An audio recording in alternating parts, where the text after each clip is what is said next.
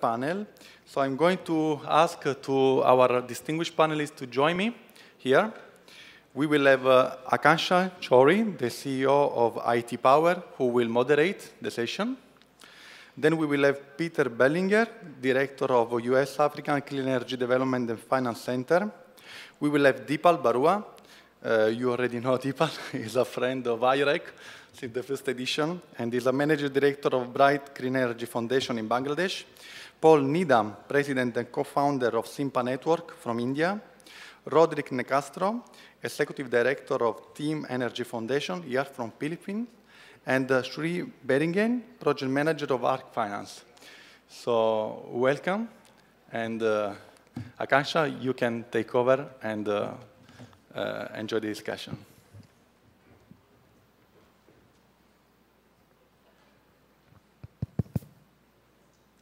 Thank you, and good afternoon. After a very invigorating morning session and a very relaxing lunch, 2 hours lunch is a luxury for all of us. So after this relaxing lunch, let us now assemble back and into another very stimulating session. And when I say very stimulating, because the benchmarks have already been set by Dr. Kandeya in the morning. So, you know, we have to tell ourselves that it's going to be a stimulating session. And yes, it is a stimulating session because the topics which have been assigned, or the topics, the way the conference has been designed, each session is very interesting. And the type of panelists that we have, you know, we are getting a rare opportunity to hear from them the first-hand experiences and insights into the market. So before I start the formal panel discussion, our brief CVs are included in the program, but to maintain the protocol, let me still introduce the panel to you. But I will not introduce the panel to you. I will request my panelists to talk about themselves, 2 minutes about themselves and what their insights into the session are. So I'll start with myself, but I'll split my comments into 2. I'll first just talk about myself, and I'm Akansha Chowri. I've been I'll call myself a practitioner. I mean, the designations don't matter, the companies don't matter. But for the past 27 years, if I remember correctly, past 27 years, I have been working in this sector, which is today known as energy access. In those days, it used to be known as off-grid sector or renewable energy sector, because, you know, megawatt scale, nobody was talking about. So that's all about myself, 27 years, off-grid, energy access, whatever you want to call it. I've had, throughout my experience, I've worked on policy aspects, technology aspects, program implementation. So at least I have a fair bit idea, or at least a little idea about different challenges and different aspects. The second part of my introduction, my insights into this session, I'll take after all the panelists have introduced themselves. So let me start from here. Yeah, good afternoon, everyone. I am Roderick DeCastro. You can call me Ricky for short. I'm Executive Director of Team Energy Foundation Incorporated. We're the social development arm of Team Energy Corporation, which is an independent power producer here in the Philippines. We're Japanese owned. We're actually owned by Team, by Tokyo Electric Power and Marubeni, 50-50 venture. The foundation has been working in rural electrification for the past dozen years. We've put in electricity in around between 300 to 500,000 households around the Philippines through various forms of sources, from grid and probably around 25 to 40,000 through renewable energy systems, particularly solar PV systems. And you know, we've attended IOREC in Ghana, and we've deemed it as a venue where we can learn a lot, especially with the dawn of new technology and new ways of implementing rural electrification that's more sustainable than how we did it a decade ago. So we'd like to thank the organizers for inviting us, and we hope we have more of this to come in the future. Thank you. Good afternoon. My name is Deepal Barua from Bangladesh. Right now I have a Bright Green Energy Foundation, which I founded in 2010 early. Before that, I worked as a Deputy Managing Director of Grameen Bank for many years. In fact, Grameen Bank started in my own village, and also the founding Managing Director of Grameen Shakti. My mission, how to create Bangladesh as a solar nation, because plenty of sunshine and plenty of people without electricity. If even electricity comes, but still we are promoting solar and other renewable energy.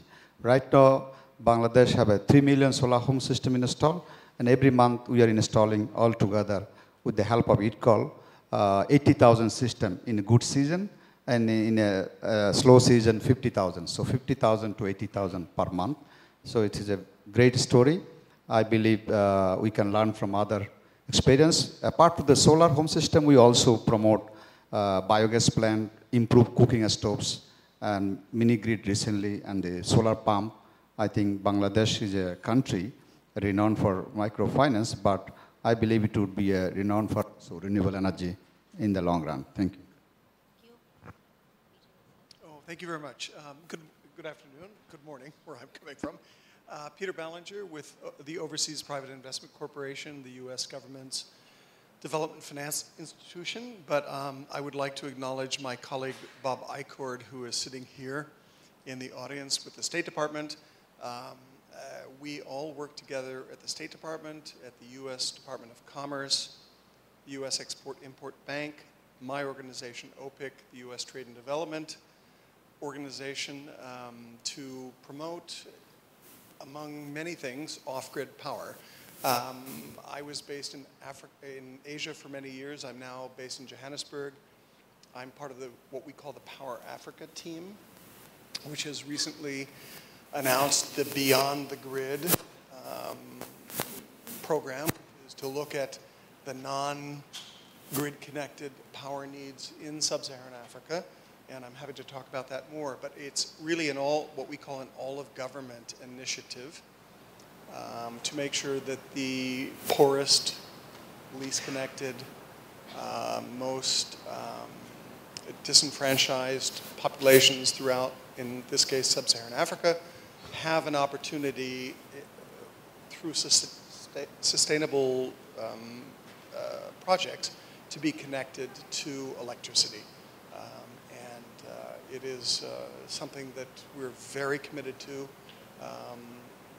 When people look at Power Africa, they look at the big projects, but OPIC is trying to play an important role, catalyzing role in the clean energy sector, the renewable energy sector, and the off-grid sector. Thank you. Thanks. Hi, I'm Paul Needham. I'm a co-founder of Simpa Networks. I'm relatively new to this sector. I've only been at this for 3 or 4 years, so I'm learning as I go.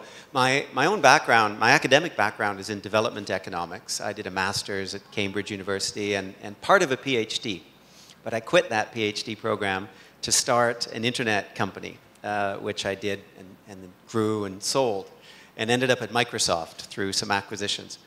I came to this sector because I was in Tanzania with an NGO that was doing microloans. And there I met some young women entrepreneurs that had taken microloans to grow their businesses. And one woman I was speaking to was growing tomatoes, another one was raising chickens and pigs. And frankly, their businesses were not great businesses, and they weren't making a lot of money doing it. This one woman who was growing tomatoes, I asked her how her season was, and she said, well, not so good. You know, the weather this year was not so good, and not a lot of tomatoes. I didn't make much money. And I asked her about last year, and she said, last year the weather was great. We had lots of tomatoes. So I asked, well, did you make a lot of money? And she said, no, everyone else had lots of tomatoes too.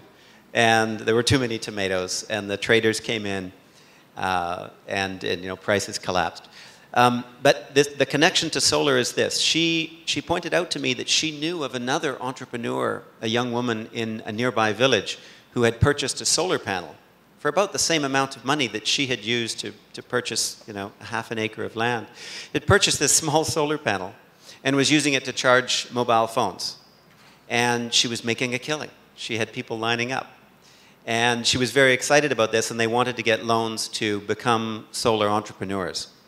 And I thought this was fascinating. I mean, here one woman had an acre of land and was unable to make a living off of it, and another person had a square meter of solar panel and was generating great income off of that. And in both cases, they were converting sunlight into something of value, tomatoes or charged cell phones. But in the second case, there was a real business there. And that, for me, was the realization that there was probably a great opportunity in off-grid solar. So I resolved then to leave my position at Microsoft and find some great co-founders who actually knew what they're doing, and came together with them to start Simpa Networks. Hi, good afternoon, everyone. I'm Shrey Bairiganjan. I'm a project manager with ARC Finance. I head up their operations right now in India and Africa. And I was one of the financiers who did not raise the hand in the morning session when there was a shout out to the financiers. But that's because I was still not very sure how to categorize myself. But my experience over the years actually has been working with very promising companies, and I see a few of them here. Paul, in fact, I've been working with Simpa for quite some time, even in my previous role. There's Ghampa here, there's Nuru Energy here. So it's exciting to see all these companies come through now. Over the years, the project profile that I have actually held is mentoring some of these companies to make sure that they pass through some of the distribution, the marketing, and some of the other issues that they face. And they get to a scale where they're able to raise more mainstream financing. So, and that's what we are here to discuss about today. So I'm excited to be a part of this panel. Thank you, and thank you all of you for giving a good start to the session. I have proposed to take this session into 3 categories, and each sort of component is anchored around one particular piece. So the first being the moderator, I take the privilege of anchoring the first piece around myself, and I have posed one question each to each of the panelists so that the thought processes are started. In the second component, I would put the anchor on the panelists, and I'll request the panelists to give their own insights into the topic, which is very pertinent. And the third component of this session, I'll anchor it on the audience, where I'll request audience to come forward and ask questions and participate in a debate as healthy, hopefully, as you saw in the first session. So to start with the first component, which is anchored around me. I told you in the beginning that I'll reserve my comments, I'll give my comments in 2 sessions, two parts. I just spoke about myself. Let me now tell you how I think about this session. You know, there are 3 important pieces to this session. One is developing markets, second one is financing, and the third one is business models. Let me also explain that the way the IOREC conference is designed, today's session are focusing on standalone, and tomorrow's sessions are focusing on mini-grid. So today's discussion, we are keeping in the context and the perspective of off-grid systems only. Although technically microgrids and mini-grids can also, standalone. So although mini-grids and microgrids can also be standalone systems, but today's discussion is not pertaining to mini-grids and microgrids. Having said so, let me come back to these 3 important points in this session. Developing markets. I take you back to the morning session when Ernesto was standing out here and was speaking very passionately about how he sees his dreams coming true. That when he started his career, his commitment into this standalone off-grid sector, he said it used to be a few companies selling solar modules and a few governments talking about some rural electrification program. So no, those were not markets, or were they not markets? I mean, how do you take the difference between those days when it used to be a perceived demand? Somebody thought, governments thought that, you know, if we are unable to provide electricity to these people, why not start with alternatives and off-grid? So, you know, there was a different, and today there's a paradigm shift to the way we talk about demand. Those days it was pull, these days it's push. So the entire discussion has moved over the past 30 to 40 years from a pull to a push. And that is something which we have to keep in mind when we are deliberating in this afternoon, in this session on developing markets. What are these markets? Push-driven developing the markets. The second component is financing. Once again, going back to 30, 40 years or maybe 50 years, I'm not very sure. I was a student at that time. No, I wasn't even born.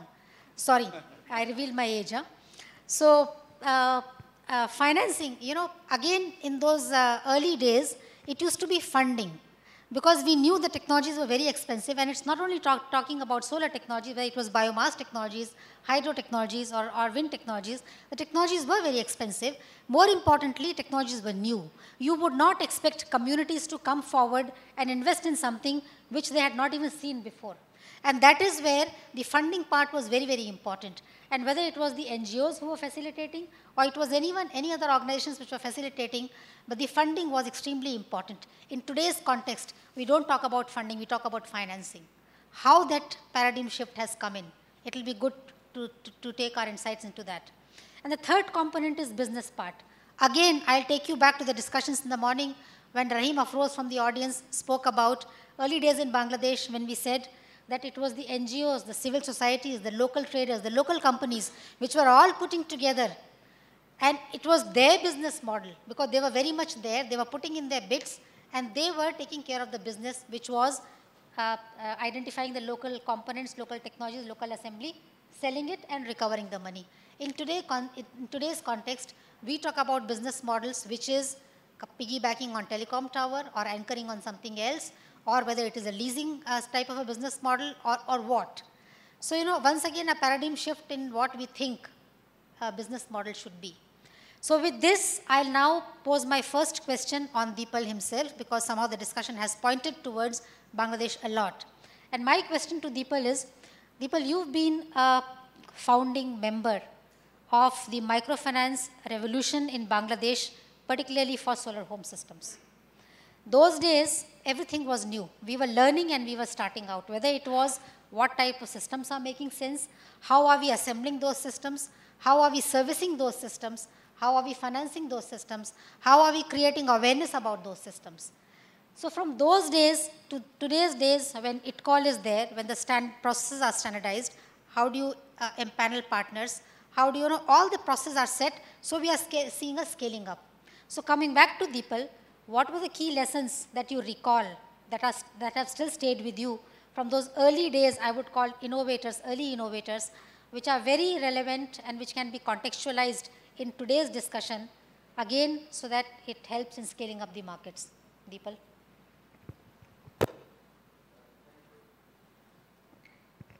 Thank you. I think this is a very important question because if you see to the scale of operation in Bangladesh, million system in 1 year, we installed 10,000 system in 10 years, first 10,000. But when we started in 1996, even myself was not know about the solar energy, and my staff also don't know about the solar energy. First we tried solar, wind and biomass at the same time because Bangladesh has 150 million people and a lot of people are without electricity. So our attention how to provide renewable energy. We never thought about the business model. We never thought about the other things, but we just take the technology so the people can benefit out of it. And once we started the solar, because wind speed is not enough, we bought 4 wind turbines from USA, Bargy Wind Power, Oklahoma, 1.5 kilowatt and 110 kilowatt, but there is a hybrid by diesel engine, so it takes time, and only 3 months we have wind speed. So, and solar we tried is growing, and there is attention, but initially was a lot of problem.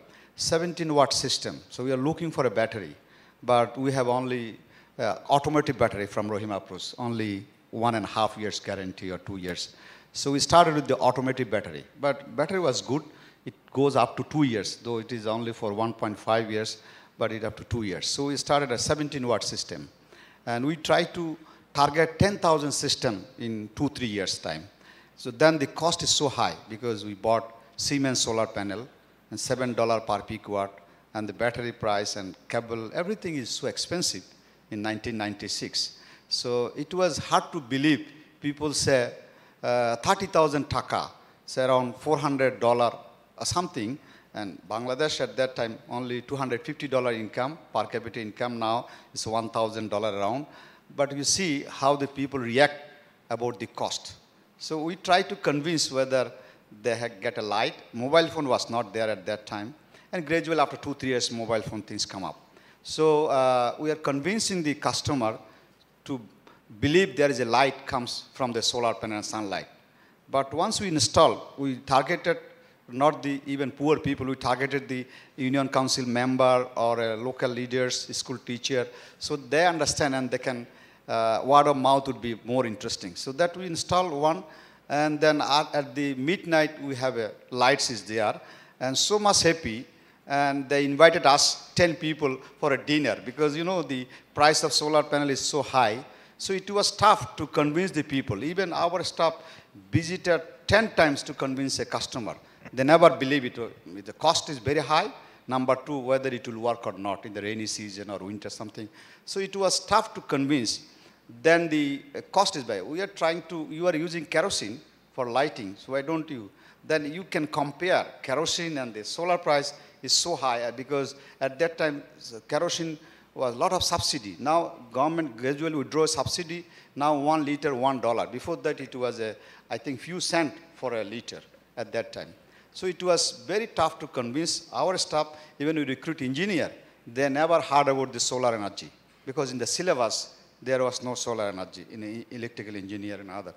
Maybe in the physics a little bit, but not in engineering. So we trained ourselves. Even vendors, Siemens trained us how to install the system, what is the battery, what is the charge controller, the junction box like this. So this started, and we learned from our experience. So I think the first one is the cost expensive. Number two, whether technology will work or not, because we don't have experience about the charge controller and other things. Gradually we learn everything. And now, then people asking how to pay. We are asking, this is the price, 30,000 taka, but 15,000 taka down payment and 15,000 taka half taka cent dollar cents. $200 you have to pay right now and $200 within 6 months. So people say, oh, very expensive. We cannot pay $200 at a time and $200 because we don't have so much money to give a loan. So gradually it started. Then we extension the loan for 1 year and then gradually 2 years. So it takes time. If we install 5 systems, we are very happy in a month. 10 systems, we are very happy. So every month we like to add 1 or 2 pieces like this. So this was the initial experience, and there was no technical people. So we trained technical people how to south-facing, incline, and then all the infrastructure we have to put, we put in the bamboo like this. And there are a lot of tested houses. So what to do? So we learn gradually from the experience. I think the one is the cost is very high. Number two, people don't know about the technology. Third, we don't have manpower to install the system, and everything we have to import. Solar panel, battery we are lucky we have, charge controller, everything is very expensive because now we are in Bangladesh, right now we are producing solar panel, Rohima Procedure, they are pioneer, and also 6 solar company right now in Bangladesh. Charge controller, $7 to $8. We are, thousands women are producing every month, 100,000 charge controller. And we assemble the trained women for assembling what you call a fluorescent lamp, inverter, and also the lamp. And then we gradually CFL assemble. Now, from 2012 January, we are 100% LED. So gradually learn, and then the EatCall initiative came up. World Bank, the 2% from World Bank visiting us, they like to say, we like to give a 10,000 system in Bangladesh gradually, so that $90 grant. So we are opposing. If you give a grant to the customer, that will not work. So they finally convinced grant will go to the institution and they'll reduce the cost of the system, and then it will work. So they came in 2003 and 4 gradually. So I think there is a lot of hurdles in the early days. So we never thought about the business model or anything. We are just addressing our issue, our problem, and eventually it is a business because now a $1 billion business in Bangladesh. So I think in point of time we will discuss if any questions related to this is the initial. So it is very hard to popularize the technology, and I said 3 aspects. One, it should be technologically viable, and number 2, financially it should be viable, acceptable, and socially it should be acceptable. And if it works, then people like it, people will enjoy it. Now, 100,000, 80,000 every month new system is installed. A lot of new technicians we are training, a lot of byproduct. Battery industry only one, now we have a 20 battery company, 6 solar company, manufacturing company, and we have a charge controller. 1,000 women are producing charge controllers. So I think this is a vibrant, and it is economically viable. If economies of scale work, now we are providing the lowest price in the world, the solar home system, because we have a 15-watt system, we have a 20-watt system, even 10-watt system, up to 130-watt system. So even some of the beggars buying it because they need a mobile phone charging. So they buy and they're paying $2, $1.50 installment every month. So even they can buy it. So it is now the initial proposition at the cost of kerosene you can buy a solar home system. Now is economically, financially is viable, and actually it is less than the kerosene cost you can buy a solar home system. Thank you, Deepal. But I picked up a couple of interesting points from your discussion, and you can deliberate upon them right now. You can also come back later. One of the points that you said was the cost of technology was very high at those points in time. Yes, today we know that cost of technology has come down, particularly in the context of solar, because other costs of technology are still the same. But the cost of delivery of services, is it still matching the affordability or the willingness to pay of the consumers? And when we are talking about developing markets and scaling up, how do you address that challenge? So that was my first point. And my second point was you spoke about the lack of technical competencies. You had to train technicians, you had to train other people also in installing the system. Today, when we are talking about developing markets and when we are talking about scaling up, does it need to be done the way you did it, or what are the other sort of alternatives that comes to your mind, whereby almost like a parallel stream of creating or setting up technicians or technical institutions, putting it as a part of the curriculum, etc., etc. So the lessons from the past and how they have to be contextualized in the scaling up scenario today that we are talking about. It's not need not to repeat the same mechanism because the world is moving, so the technology is moving. The experience is important, but at the same time, we are very innovative people. People are creative, so they can design according to the context of their own situation. Because Bangladesh has populated, many people in Africa, there's a less number of people. So in that case, I see it's feasible. Only we need trained people in that particular area, and if you install the system, so every month you can maintain, and the local technicians can be available, they can maintain the system. It's not a very high tech. Solar energy is very high tech, but the panel, once you have a panel, once you have battery, so then you fixing it through charge controller and the battery and the utilities, it's not that big complicated. So you training people is easily. And the markets, I would say when there was a World Bank survey initially, they are talking about not 10,000, they're talking 120,000 system World Bank came up.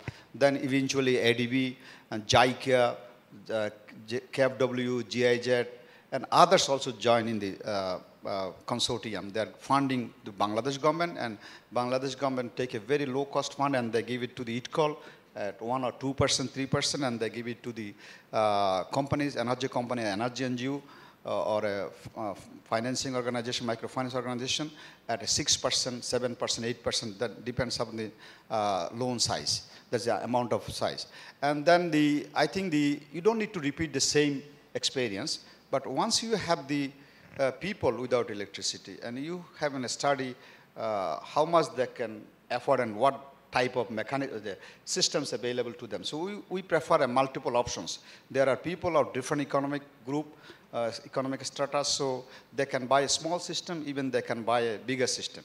But in our case, some people buying the bigger system also. They run a television, color television, and a small fan also, but there are poor people, only light and mobile phone charging. Most of the cases we have mobile phone charging, light, and television. Television is very attractive in our case. I think more than 50% for television, and mobile phone is common. So I think if there is a market, so we need a financing, is very important. Today our subject is a market development. Market, I would see if 10 million people without electricity, this is our market. So we have to design something that we can market. In Bangladesh, 100 million people. So, and this is our market. Now is around 75 million or 60 million. So this is our market. How to design the product in such a way so the different economic group can buy the system and they can repair.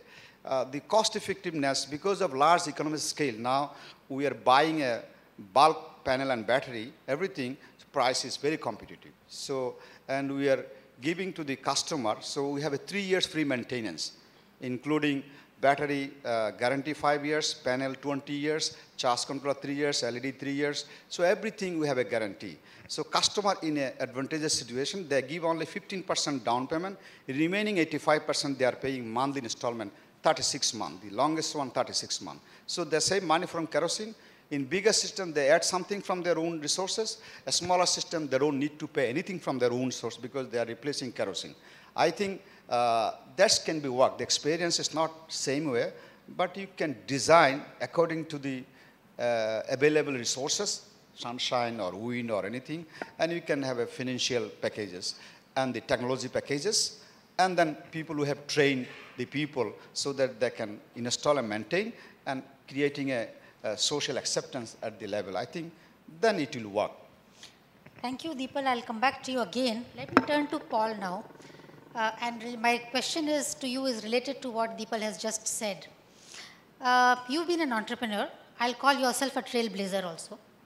When you, and from your tomatoes experience to starting a solar company, you must have, I'm presuming, that you did a whole lot of activities which I would call would help in developing an ecosystem for you to start selling your concepts or your products. I'm sure you had to sensitize the masses. You had to do some market development. You probably you would have had to go look for financing, participate in competitions. You probably would have had to struggle with the government in getting the right policies, customs, etc., in place. I mean, if you look back, all that you've gone through, what do you think should have been the role of the civil society and the local governments in easing, in developing an ecosystem so that you as a private sector, as an entrepreneur, would have focused only, of course that is a very strong wish list, but would have focused primarily on selling your services and products and maintaining them? Yes, what is the ideal role of the state in this? Well, I think of it this way. What's the primary barrier to adoption? I should say that we're working in India. So I had my epiphany in Tanzania, but my company sells solar as a service in rural India to energy-poor households and micro-enterprises. Yes, we've had to do a lot of sort of market development. I think the primary barrier or that we're up against, and many companies in India are up against, is lack of trust in solar. Solar has a bad reputation. We joke that there are two kinds of people in the villages there. There are people that have experience with solar and people who don't, and both of them don't trust solar. The people that have experience with solar have usually had a bad experience. So, for example, our sales guys go into a new village. They're sometimes met with hostility when they introduce themselves as the solar guys. People in the village will say, "Oh, solar guys, I hope you fix the system, this street lighting system that you put in." And the problem is that the government programs and sometimes NGOs have installed solar street lighting systems and not maintained them. So you've got these broken systems that are sitting there, and when we come in, they assume that we're solar guys. Then I'll switch microphone. See if this works any better. I don't think so. So I think the first thing the state can do is to do no harm. Stop giving away things. Stop, or if you're going to give away things, make sure you also give away the service for them and make sure they're well maintained, because a lot of damage has been done. A lot of damage has been done by a government, opportunistic politicians, pre-elections, giving away systems that don't get maintained. So we've got to stop doing that. And I think when we recognize that trust is the primary barrier, I think that points to some things that civil society can do, maybe the state, maybe NGOs, maybe IFC, for example, as they've done in Africa with Lighting Africa. Now there's a program, Lighting Asia, and the focus is on quality certification, and some awareness building as well. I think those sorts of things would be very helpful for the market. I'll come back to you on this, but I'll also come back to the audience with a request that if any one of you would like to share your experiences about how civil societies and governments have done better than the example that has been given by Paul, I think that will be very good. So I come back to Peter now, and not come back, I come to Peter for the first time during this panel. My question to you is, we have these mega programs, Power Africa, of course C for All itself is an umbrella program. We heard in the morning, of course you were not there, but we heard in the morning that there is a lot of money, but the money still doesn't flow to the funds still do not flow to the private sector. My question to you is, what are the mechanisms? Where do we lack? When we talk about so much of fund being available to improve the energy access, to support the private sector, the enterprises, and the money that is required for the end user to buy. So the money has to flow from the mega programs to the micro level program, which is a household, which has to ultimately purchase the system. Where is the lack? Where are the mechanisms which are not in place, if they are, and if they are, then how they can be strengthened? So this is my question. Well, thank you. I will start with your last question first. It's not a lack of money. In fact, okay, I'm going to put on my Africa hat because that's where I'm working now. If you look at the continent, it is not a lack of money. It's a mechanism to pay for it. So if you look at East Africa, where people are much more used to mobile telephony and mobile banking, then we're finding more off-grid projects that are financially financeable, bankable, because people can actually pay for them. If you go down to Southern Africa, where that hasn't, I'm sorry, if you move into Southern Africa, where that technology has not taken place yet, people are running around and buying scratch-off cards. So they're running out of power, they're trying to run the cards or what have you. So money is not an issue. Power Africa, the primary initiative in Power Africa is just to focus on power generation writ large. That's not a, that's not a, it's not necessarily a topic for this particular conference, but if you look at Sub-Saharan Africa, they just need power. Where a development organization like OPIC comes in is we're focused on, we're not going to do the big gas-fired power projects or the big, I mean, we're doing them, but clean energy. Where we're really focusing on is the off-grid projects and using our very limited resources provided mainly through the State Department and from USAID to take projects that we see out there, like Paul is involved in India and elsewhere, and putting money in to help them become bankable. And that's really where we need to go on off-grid projects. There are a lot of projects out there. The investors already have money in. They may not be willing or able to put more money in.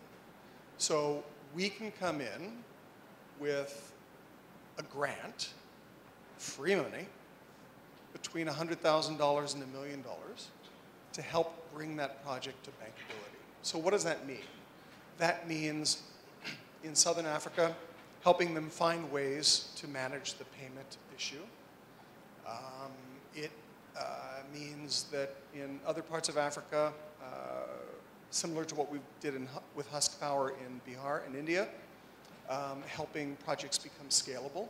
So business plans, automating their systems, management systems, auditing their financial statements, what have you, so that they can actually go to, well, hopefully first come to us, but if not to us, go to a bank and actually have the project financed. So I actually don't think there's a lack of money. There's a lack of good project sponsors who have the wherewithal to undertake the projects. There's a lack of this early, or I would say late project money, not feasibility study money, but sort of that late project money that gets people over the bankability hump. And then, of course, as the projects scale up, there is an issue in dealing with some of the distribution companies. Okay, you've got some connected off-grid projects that might be able to connect to the grid, but the generation companies, the distribution companies don't have the enabling legislation in place to actually accept this power. And it's not always from solar, it can be from gasification or mini hydro or what have you. But I think entrepreneurs, as Paul well knows, they're in the forefront. Communities are in the forefront. The discos, the gencos, the governments, they're just behind. I would like to pose a question which is very related to what Peter just spoke about. We have these entrepreneurs, the first-timers. Invariably, we've seen, whether they have been in Asia or in Africa, that it's easier for them to find the early stage financing, because they always come out with a very good concept, very sellable concept, very pertinent concept, and there are enough angel investors, supporters, who will give them the early stage financing. Once they have proven the concept and they have a few projects going, then they are all wanting to scale up. When they are wanting to scale up, obviously the business dynamics has changed. So my question later on to Paul, to you also would be, from your first-hand experience, how does the business dynamics change when you move from an early stage to a second stage financing? And coming back to you, Shrey, do these entrepreneurs find it difficult to get the mainstream financing from the commercial banks, from the other sectors which are available? And if they don't, then from your perspective as a financier, if you were to provide the second stage financing and scale up financing, what challenges would you find in providing the scale up financing? Right. I'll quickly reflect upon the last question also, because I think that's very pertinent to what ARC Finance tries to do. ARC Finance, with the kind of funding that we have, or the kind of funds that we actually give out, we don't feel that we can solve the problem all by ourselves, right? So one of the things that we try to do is we try to develop the ecosystem in a way that there are other financiers who are sensitized to the fact that they also have to fund organizations, right? So ARC Finance in India at this point of time has funded 6 MFIs to start energy programs. Now they're all tier 1 to tier 3 MFIs, I mean from the larger MFIs to the smaller MFIs. Along with that, we have funded a crowdfunding platform. We have also funded, of course, Simpa has been always a part of the ARC network. And we are looking to work with some more energy companies.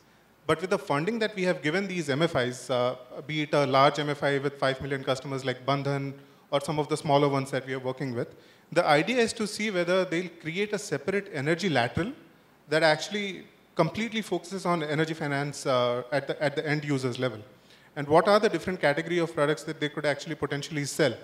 Now, if some of these projects actually take off, what will happen in the sector is a large MFI like Bandhan, in India, it just got the license to become a commercial bank. Now, if a commercial bank has a separate energy division which focuses on clean energy access, then we feel the sky is the limit. So that's something that we try and do in the sector. Coming back to the question that Akanksha asked me, we feel that there is a stage even, I mean, with the work that we have done in the past, there is a stage before these enterprises also get to a scale where people start looking at them. So the challenges essentially are for a young startup to be able to sustain themselves till a point that they're able to showcase themselves in a platform like this, or in a investor forum, or in any business plan competitions that you see out there. Because if they don't get to that stage, then there are thousands of companies every year, very promising companies, that fall through the gaps. And there's actually no ecosystem that actually is supporting this at the present time. So what we used to do is that every year we used to shortlist more than 30 to 40 promising projects, out of which only 8 or 10 would actually be showcased, right? So what do you do with the other 22? we would keep them in the pipeline and then introduce them to other partners in India. So one of the things that we did initially with Simpa was we introduced them to a Willgrow, who is an incubator in India. And Willgrow works with you over a period of time till you get to that stage that you're able to go for more mainstream funding. And once you're at that stage, I feel that it's relatively easy to raise funding because then you have already proven the pilot and you're at a stage where telling people that you are going to scale over a period of time. Now, once that stage is passed and you have raised that initial round of funding, the challenge actually becomes in raising working capital. And we were having this discussion also over the lunch. There are really no debt funds in India at this point of time that support enterprises after that initial stage. And what happens because of this is that thousands of entities every year again fall through the gaps. There has to be sustained funding. And how do we do that? Again, we keep on talking to banks and other financial institutions to make sure that they're able to provide small amounts of debt. But also, I think there's a lot of work that needs to be done towards sensitizing some of these banks to give out softer debts. I don't think that will change immediately. But for example, as I said, one of the projects that we have undertaken is that we have funded a group like Bandhan. Tomorrow, if it becomes a bank, then it can actually provide these soft debts to energy partnerships because they know the background. They know what exactly is to be done over a period of time. And that is something which we feel is going to help a lot of these companies coming through. Thank you. Roderick, you represent the civil society, let me say here. And a very important point that we've not discussed so far is in the context of business model, right? We've been talking about utilizing existing businesses or distribution channels, which can then, or are they piggybacking on those business distribution channels, rural distribution channels, so that selling solar becomes easier. Yes, we have, I mean, most of us have heard about using the telecom sector or in Africa, of course, the M business or the E business on which this has been, solar has been sold. But that is only a mechanism. What about using existing distribution sectors, whether they are farm equipment, whether they are some other commodities which are used in rural areas? So first, my question to you is split into two parts. First is, do you think it makes sense for solar companies to look at these distribution channels to then work for their benefit? And secondly, what would be a framework for both these channels to have a win-win situation? Purely from a civil society's perspective, if I was sitting in a rural areas, how would I look at? So, yeah. Thank you, sir. Good question. Well, let me tell you a story. We started with this program called the Alliance for Mindanao Off-Grid Renewable Energy. It's one of the biggest programs that actually purchased solar home systems a decade ago.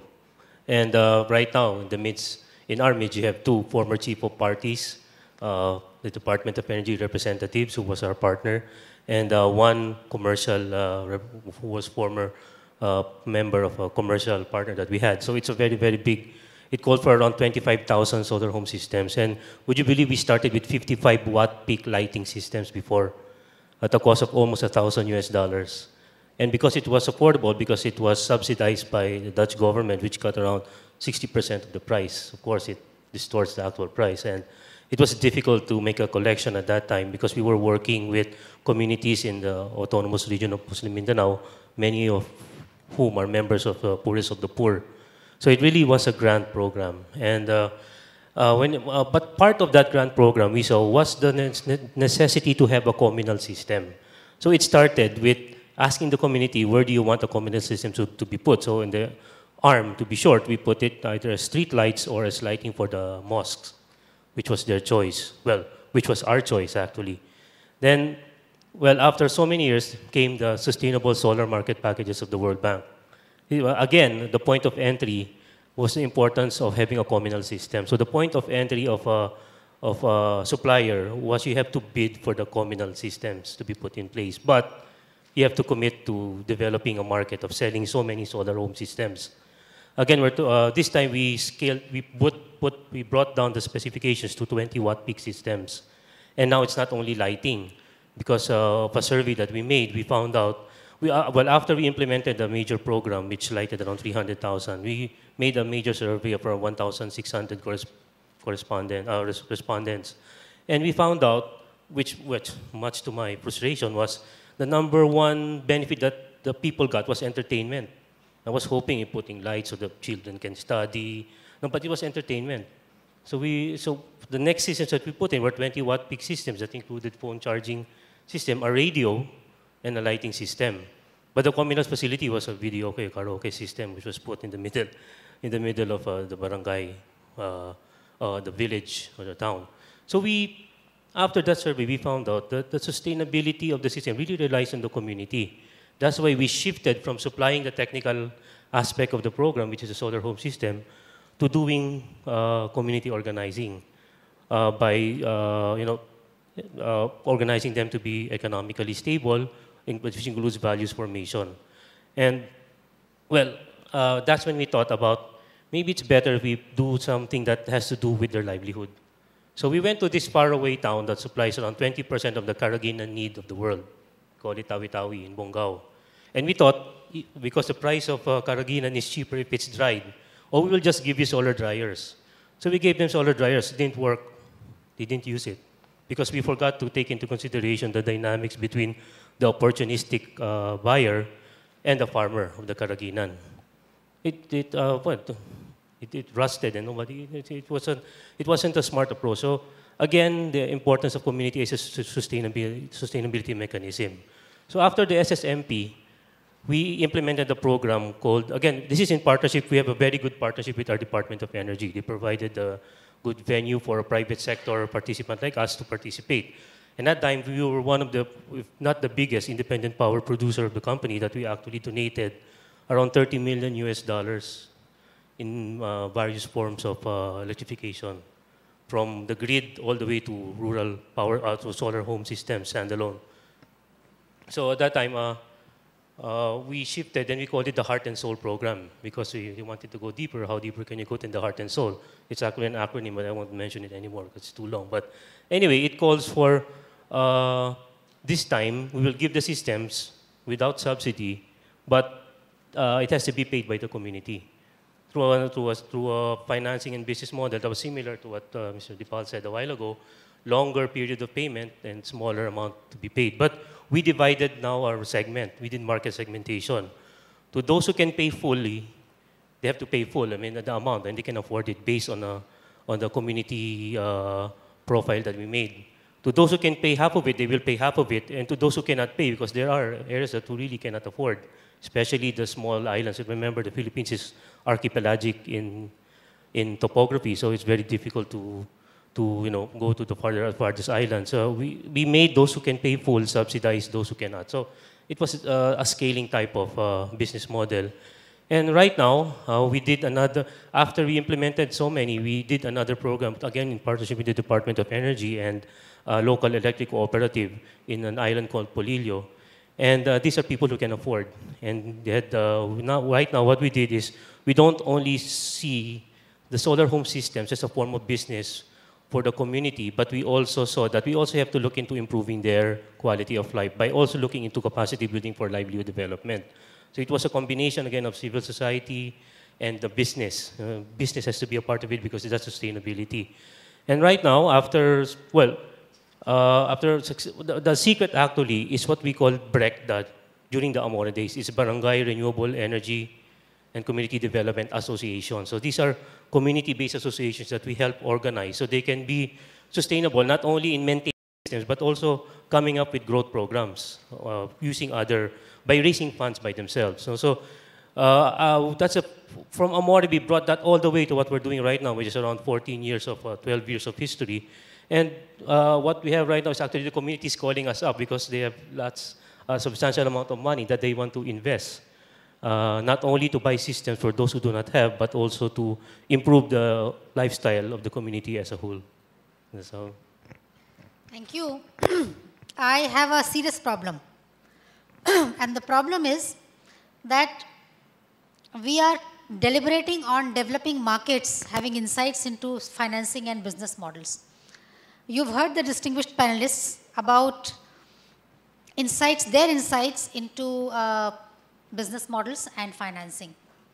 But I still don't think we have started moving towards how these insights help us in developing markets. And first of all, do we have any idea about how are we defining the markets, right? So my first question about how are we defining markets, I'll give it to the audience and I'll come back to you. My second question about these insights into their individual experiences about financing and business models, I'll come back to the panelists again and say how these insights are going to help us in developing markets. Paul, you would like to start with that?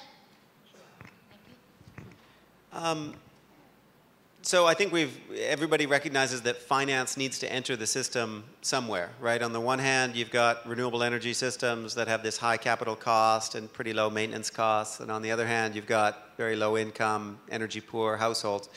And India has taken one approach to this. Their policy generally to promote the market is to channel finance through the banks so the banks can lend to consumers so consumers can buy the products.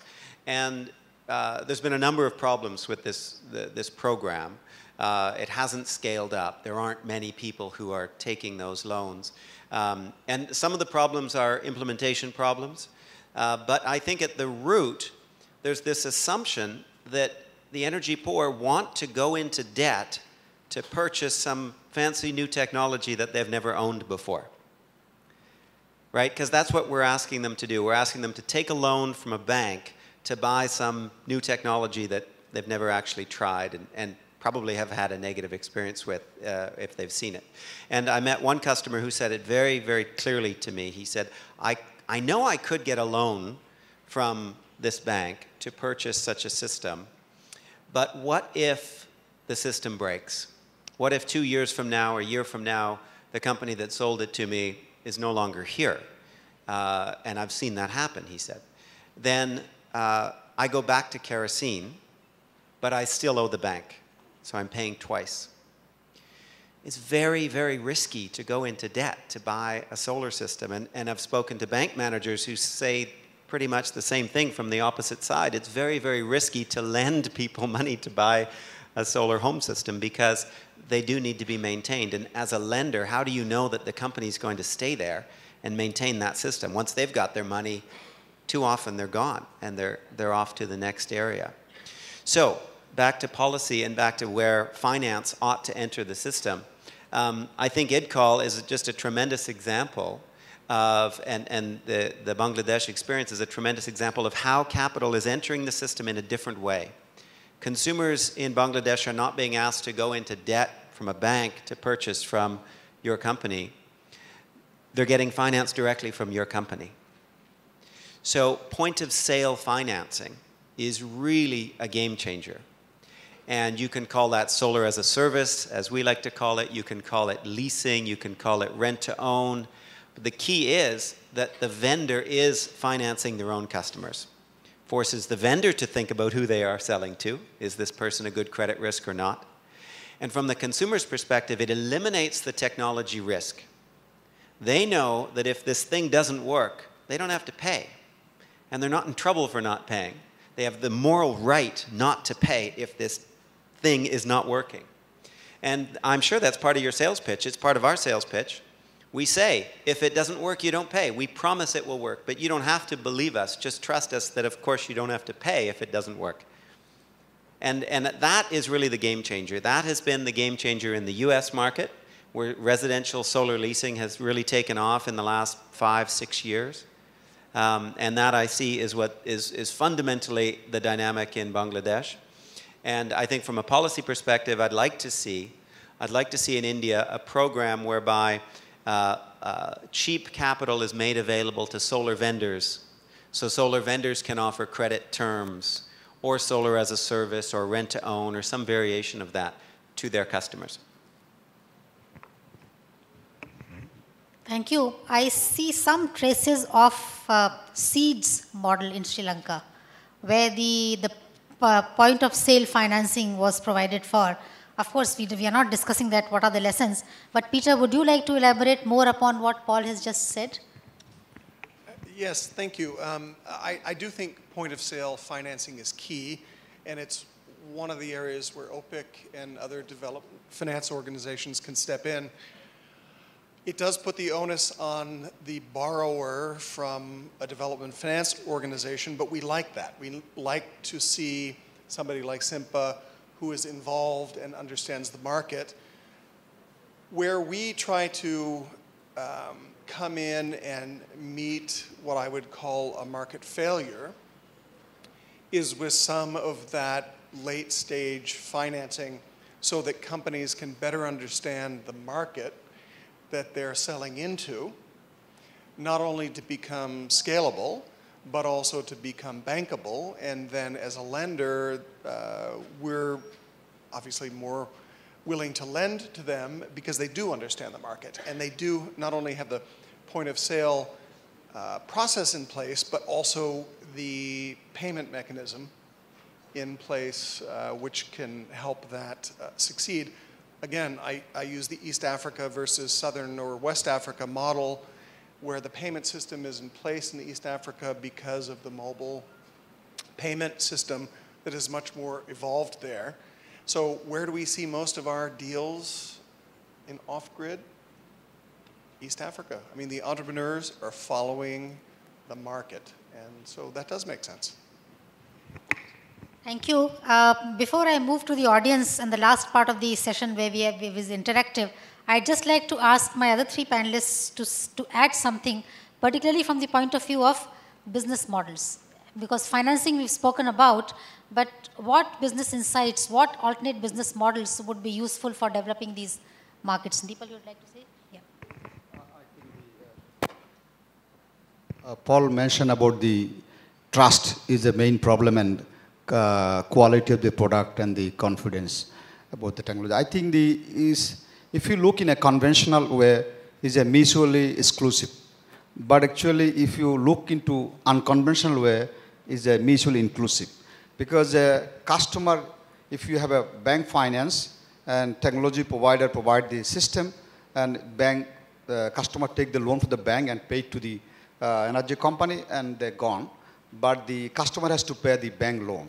So bank is in a liable, and also customer is also liable. So if system doesn't work, so they have to request the bank to repair the system. The vendor got the money already.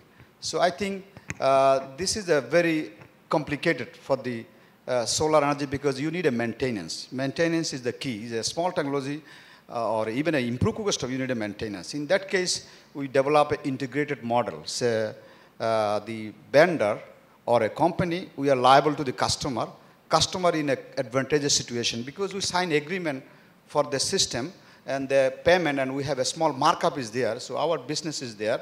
We maintain the cost of the operation and everything, and repayment loan, everything is there. So if you buy a system and we add a markup, and for the loan, we have a service charge. So then you pay cash, so you have a 5% discount on the total price. If you pay 2 year, 1 year, you have a different service charges. So, and if you don't pay, or if you like to return it, it's called a buyback system. So we discount the panel and battery, the battery for panel for 20 years, battery for 5 years, charge controller. So then discounted, they get some money back also. If electricity arrives, so that's you need a business model should be in the confidence at the customer level.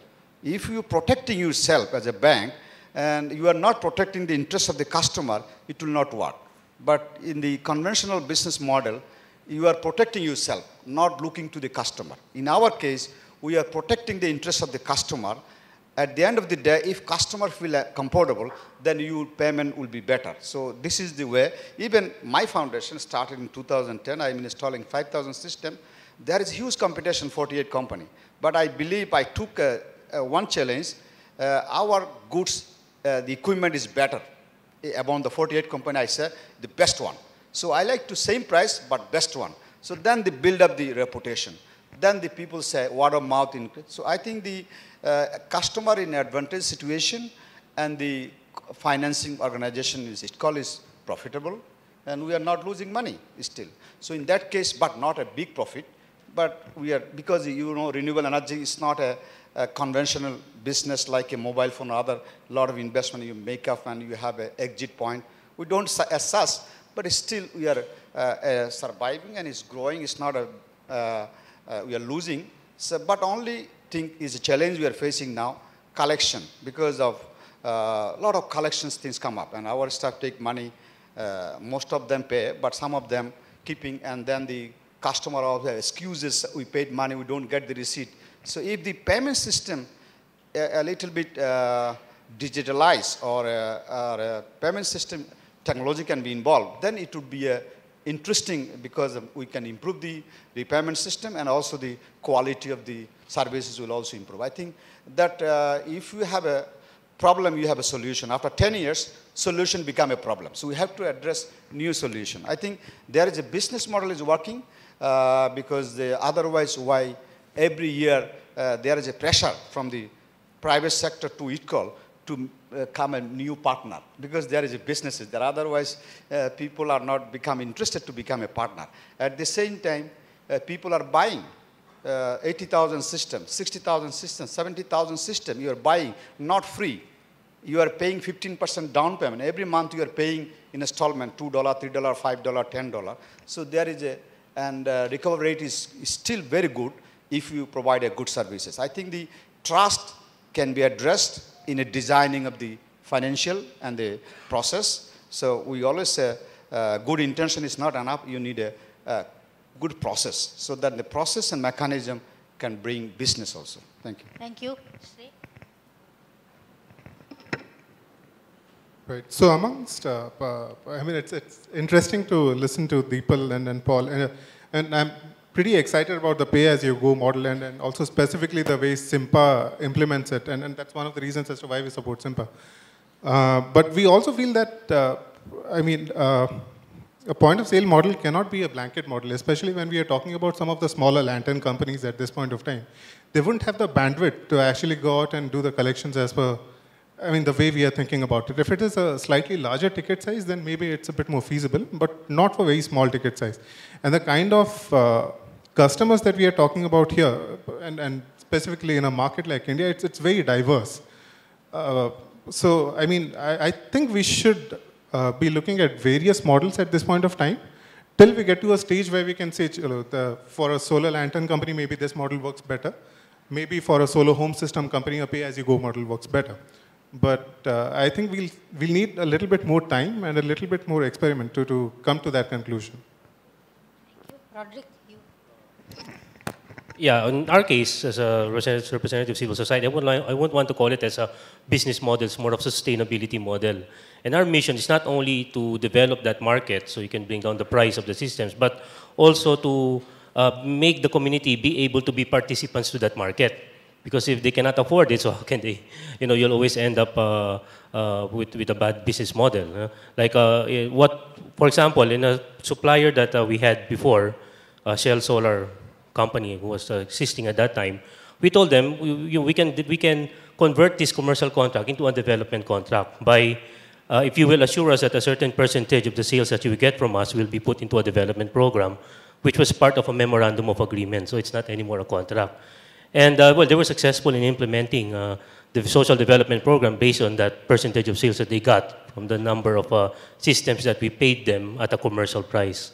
So I mean, you can always have that kind of arrangement. Again, it's not only about developing the market, but also making, capacitating the community to be a participant in the market. So that's where civil society comes in.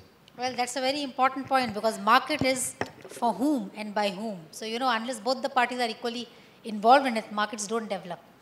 I now open the floor for discussion, and the audience, I mean, you've heard the panelists, you've also heard the morning sessions. I'm sure there are so many doubts and so many questions which are coming to your mind. So how do we start? Yes, please. Yes, I understand that yes. solar system, although it is we can say that it's durable because there's no moving parts. But every time you buy solar system or solar parts, there is, we call a material warranty. And normally, material warranty goes up to 10 years for inverters, both inverters and solar panel. And we have also the performance warranty, which goes up to 25 years for solar panel. we have the option to cover those defective items. We have some tools to use, like insurance, and like you are buying a car, there is a factory defect, or for a certain period, the company that sells it covers it. But when it goes beyond the warranty period or material warranty, you have to cover that with warranty. And the insurance will take charge of that. There's no machine that is perfect. All machine breaks down. But the good thing with solar system, the life is long because there's no moving part. And for the economic aspect of solar system in the Philippines, because of our regions, we have in the solar system a levelized cost. In the Philippines, solar system is the cheapest compared to other power plant like coal or diesel feed. When we say levelized cost, it is a summation of investment cost,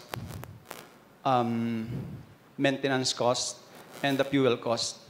In solar system, when you buy the items, your problem is finished. The machine will continue to work until 25 years, up to 35 years. And like in other kind of machines, you have fuel cost, maintenance cost, and everything. So here in the Philippines, we have our new law, newly approved law, the net metering system.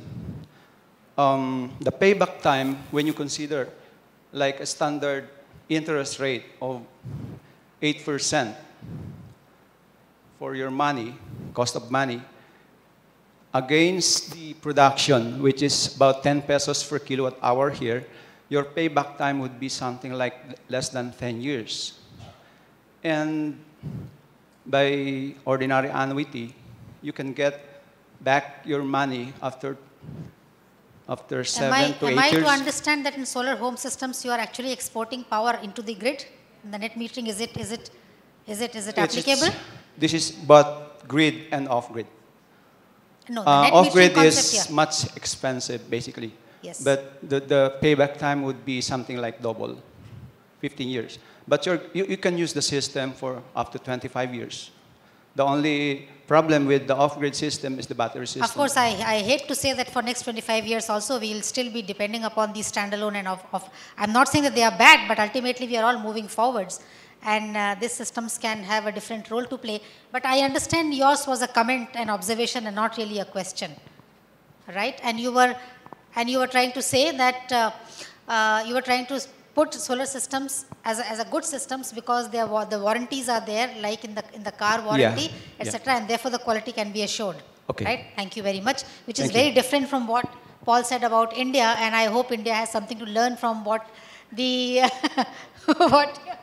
I'll just say we offer warranty, but nobody believes us. They don't believe that we will honor the warranty. So we can't make a credible commitment to service that product unless we finance it. I think, yeah. More questions, please.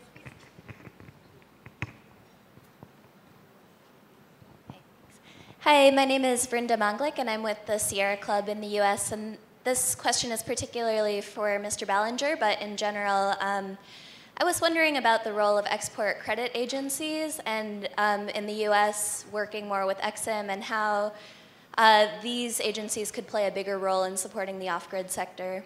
Thank you. Well, very good question, more to the U.S. audience. In addition to Power Africa, moving through Congress, the U.S. Congress, is a bill called Electrify Africa. It's probably one of the only bipartisan pieces of legislation that might make it through the U.S. Congress this year. It will expand the role of Exim Bank. It will make it easier for them to take a bit more risk. It will help OPIC in a number of ways, very technical on the finance side, but the end result will be that it will be easier for us to finance the kinds of projects in the off-grid sector, in the clean energy sector, where we have some more credit risk now. So Electrify Africa plus Power Africa, I think is key. In the Asia-Pacific region, OPIC is opening an office in Bangkok that will cover Southeast Asia. We're moving a very highly experienced person here who has a lot of technical expertise in the clean energy sector. OPIC has made a strong commitment as a development finance institution of the US to supporting private sector companies, governments that are moving forward in the clean energy sector. So I do admit that there's a lot more that we can all do. You'll be hearing from Mr. IOREC in the next session, but we're all working together on this. The key difference between OPIC and Exim Bank, of course, is they're tied to US exports. So the stuff has to come from the US, whereas in a lot of the off-grid projects that OPIC sees, a lot of it is local production or coming from the non-US. And that's where OPIC can step in, where Exim might not be available. But certainly on larger grid-connected clean energy projects, geothermal, which you see here a lot in the Philippines, utility size solar projects, energy efficiency projects, there's plenty of room for both of us to play. Thank you. Yes.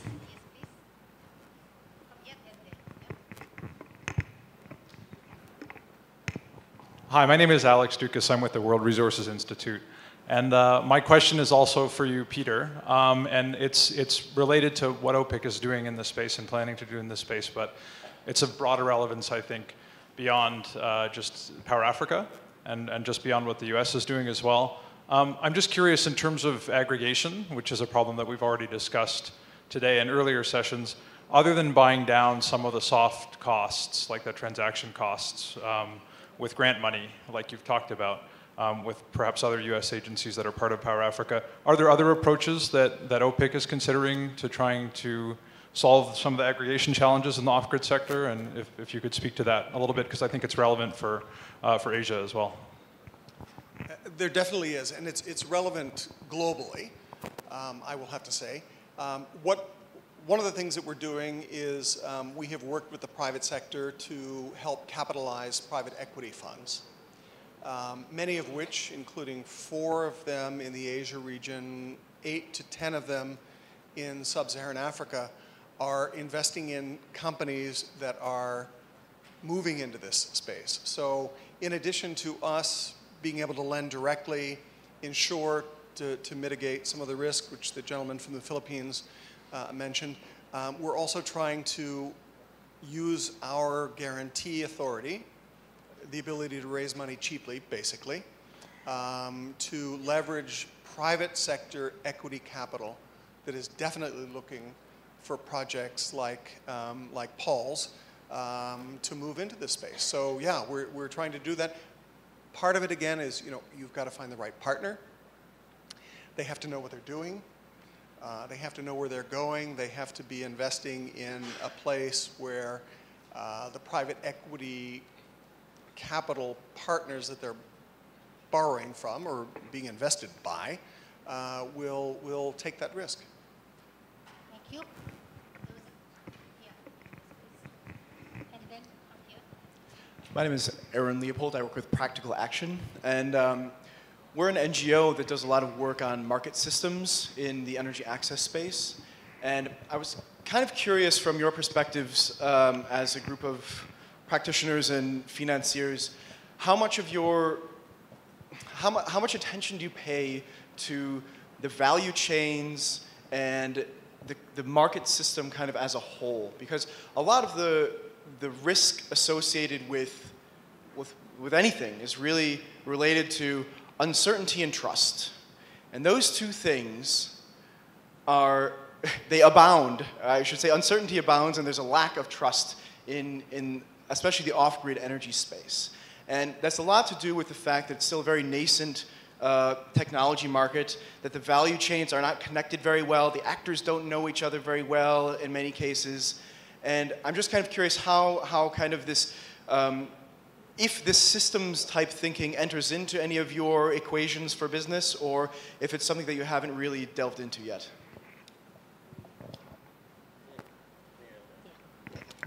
Maybe on our part. That's why part of our formula is not only about market development, economic development. It's also about social development and values formation. Because we had a very, very bad experience, some with suppliers, some with the community members who collected money and ran away with it. And as a matter of fact, with the number of systems that we that we purchased and put into the communities, because of it was not sustainable, it actually built a black market of solar system parts. No? Eventually, we had to address that. So I think in our case, civil society, values formation plays a very major role. It's something soft that might not be considered that much by the financiers, but it's something that's very important, as again, when you're dealing with the ultimate consumer, which is the community. I would also add to something in my concluding remarks on this. Thank you. Yes, please.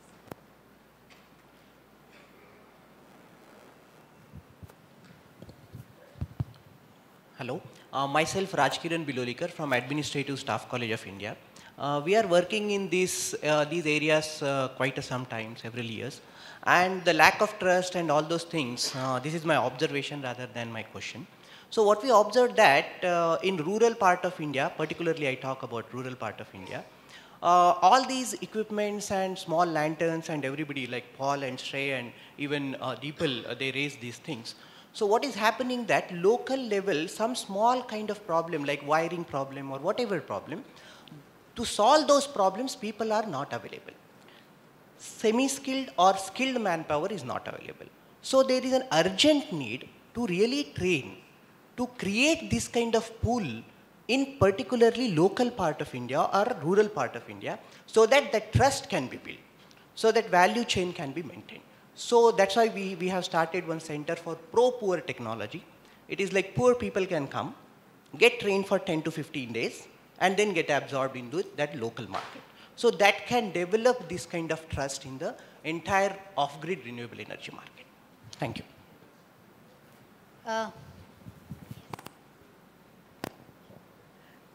Good afternoon. I'm Lori Navarro from the Philippines.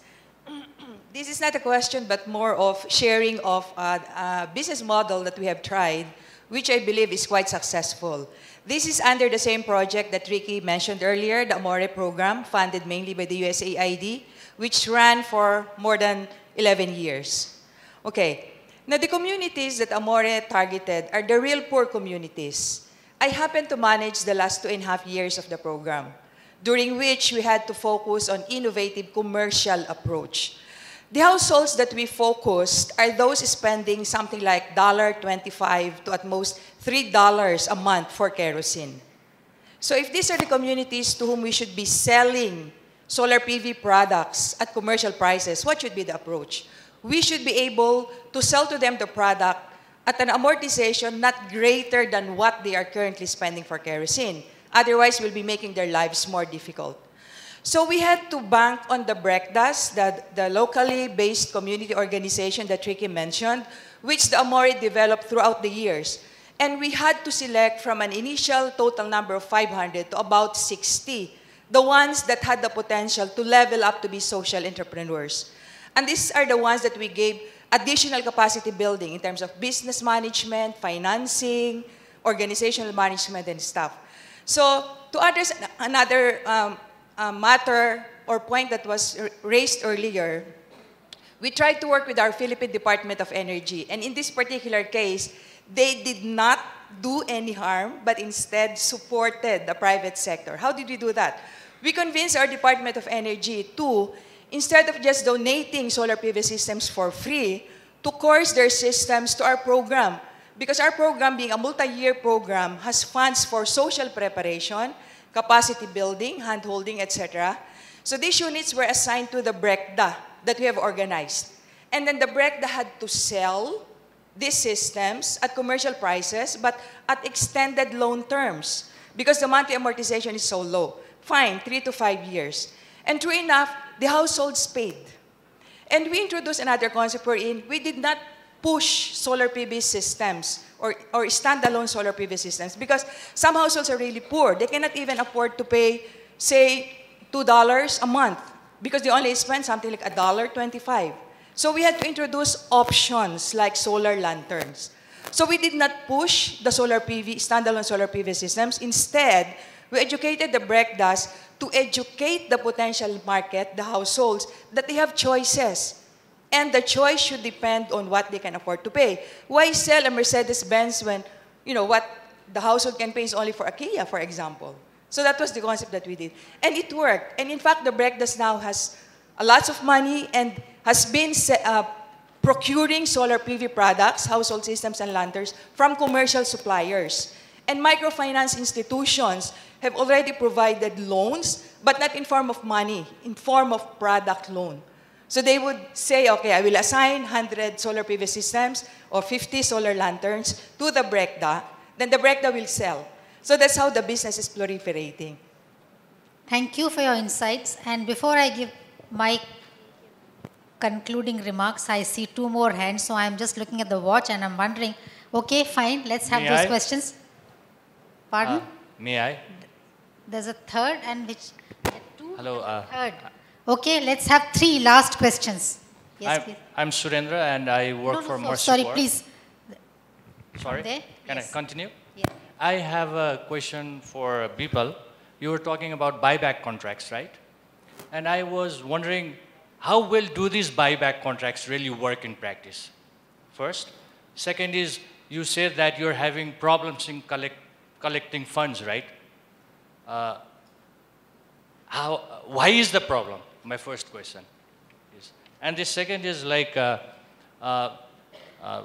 this buyback contract, how in case of breach, who really solves the problem in case of breach of these contracts?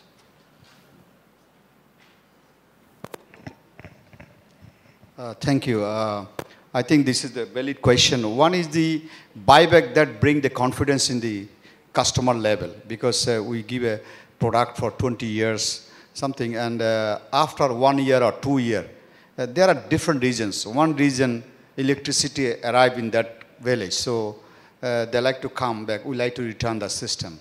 So in the meantime, they paid, say, 25% of the money, but we say, please wait 1 month. We'll give you money back, and then we return the system. The calculation mechanism, we sign agreement with them, say, battery for 5 years, so there will be a 20% discount on that. And the panel for 20 years, the price is there, so 20% will be 5% will be discount like this. Then the cable, no, but charge controller 3 years. So we calculate it, and because they have the fact sheet is there, and then we try to motivate not to return us, but we say, please come after 1 month. And some of them come, so we don't like to return the system because electricity arrived, but in the evening we don't have electricity. And some cases come, they say, we took a 20-watt system, but I have 3 rooms, now I need a bigger system. So I thought for the 20-watt, now I like the 50-watt. So they return, and we take it, and then we give money, and so he bought a 50-watt system. But somebody say, well, I cannot repair. I'm not interested now because my mind is changed.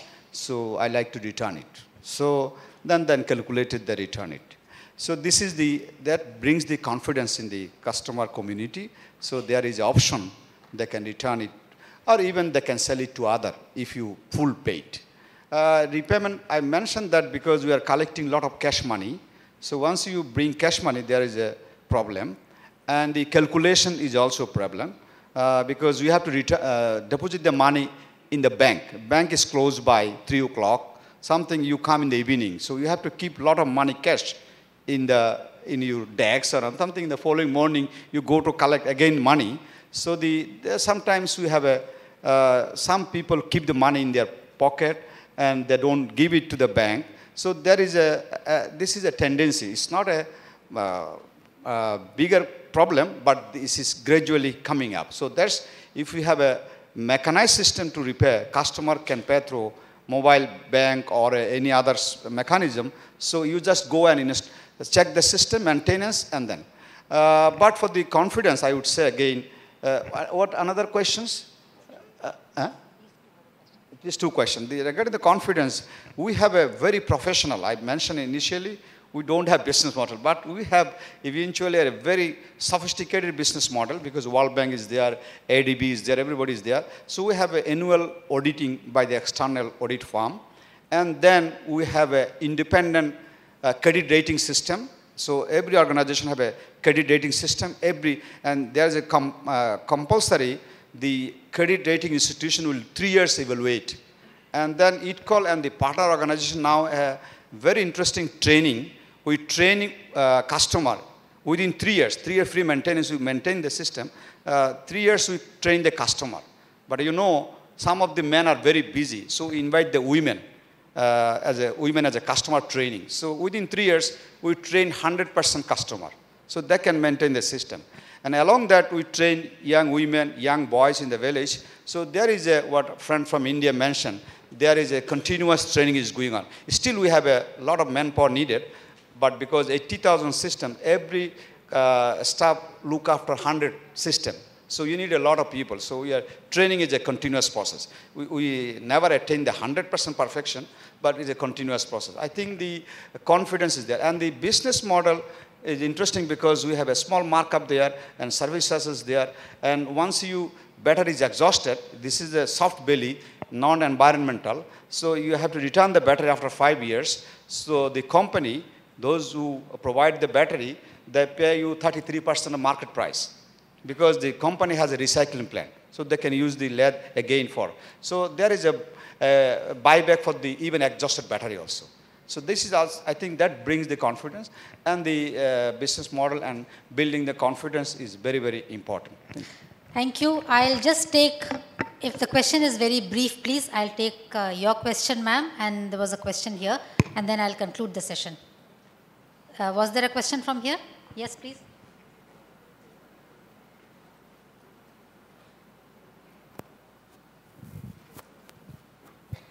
Hi, I'm Sarah from Celco. My question is for Paul. Paul, you had mentioned the point of sale financing, so I just want to dig deeper into that. Do you see that as a conflict of interest for the company to assess the capability of the customer to repay as well as sell a system?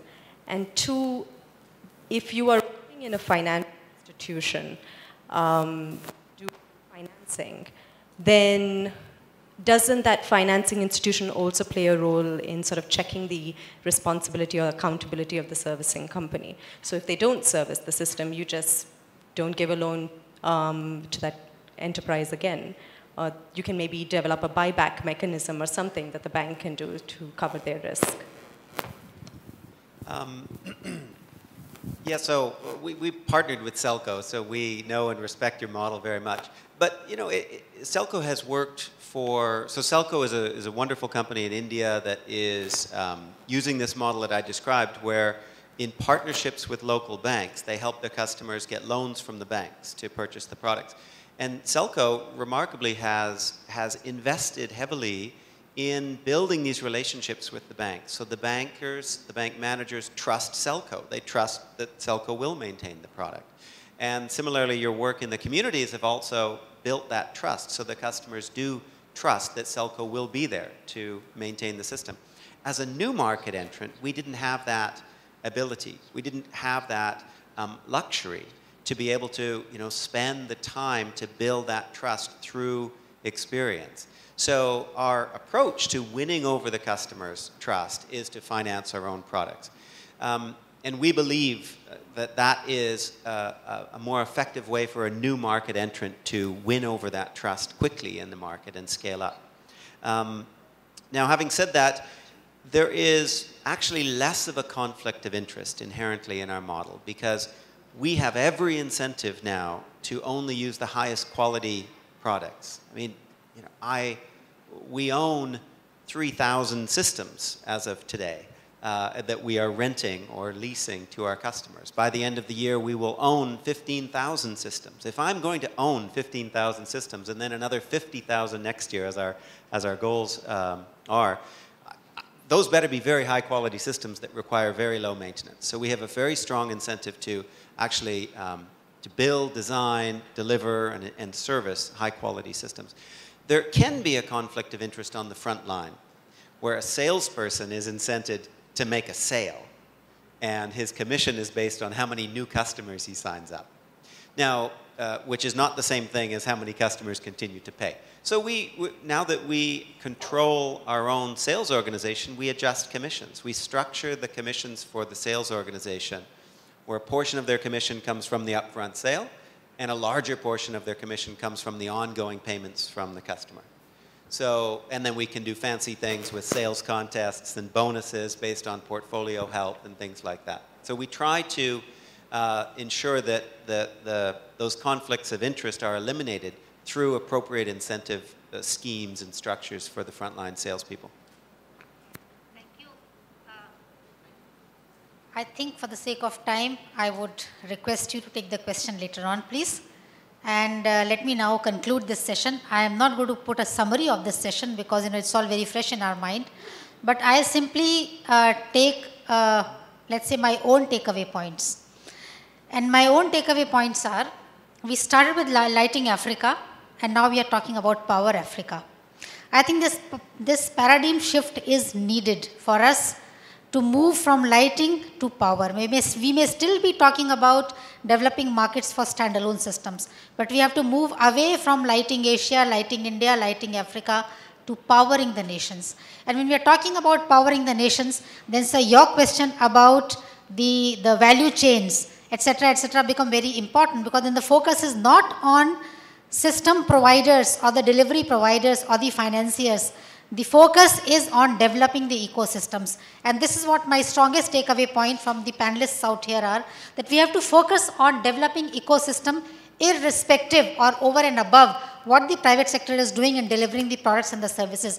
And the three components of these ecosystems, which I have put down in my notebook. The first one is, as Shrey talked about, developing the ecosystem of small financiers, energy financiers. So we started with one financier, but ideally every rural bank, every commercial bank, or every microfinance institution should have a dedicated line of credit for these energy enterprises, and that becomes the first component of the ecosystem. The second component of the ecosystem is the technical capabilities. We somehow have got a tendency of laughing at capacity building and training programs. We think it's a waste of money. But if you think seriously, and if you have to move from lighting Africa and lighting nations to powering nations, then building the technical capabilities of all across, whether it is the policymaker to know about due diligence of a particular project that has come for financing, or repairing this home system at the rural area, has to be an integral part of the developing that ecosystem, irrespective of how many training programs are financed of these 7, 8, 10 days and 12 days programs. The third component of ecosystem development is the technology upgradation. We heard in the morning part, we seem to believe that technologies are not an issue, but technologies are very much an issue. Even with a mature technology like solar panels, yes, solar panels is not an issue, but how do you put the entire system in place? How do you use the latest techniques, both in the software and the hardware available, to give the best system or the services to the consumer? Batteries are being upgraded, we know very well. Electronics is being upgraded. Are we keeping ourselves upgraded, update on that system? So technology upgradation is also a part of the ecosystem that has to be kept in mind. And sorry, my last component and the most important part of ecosystem development is, how do you empower the user to empower himself or herself to get benefited from the systems that are being provided? Whether it is user sensitization, whether it is user to know what he or she should be getting if he's paying $100, and it's empowering the user to know from whom he or she has to get the service, how and what is to expect. So, these 4 components of ecosystem development are my takeaway points, which ultimately will accelerate the development of market. And it is the funding community here, the support community, whether it is local governments, whether it is organizations like IRENA, whether it is ADBs, we also have to keep that in mind. Thank you, and thank you very much. It was a good captive audience. Thank you, and thank you, panelists. Thank you.